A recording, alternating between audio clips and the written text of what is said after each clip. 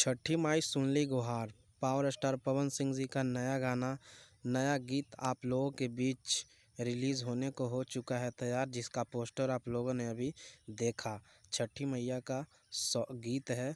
Power star Pawan Singh ji के मधुर आवाज़ों से आप लोगों के बीच बस कुछ दिनों की और बात है, रिलीज़ होने को है तैयार। तो मैं आप लोगों को इस गाने के बारे में बता दूं, इसको लिखे हैं अरुण बिहारी, इसमें म्यूज़िक दिए हैं प्रियांशु सिंह जी, और इसमें इसको वीडियो डायरेक्ट किए हैं रवि पंडित जी।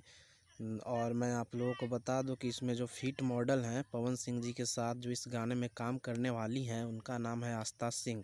तो मैं आप लोगों को बता दूं कि वेब म्यूज़िक के यूट्यूब चैनल से यह गाना रिलीज़ होने वाला है।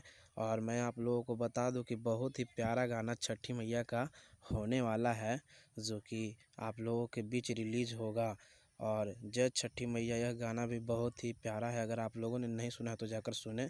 और छठी माई सुन ली गुहार आप लोगों के बीच जल्द।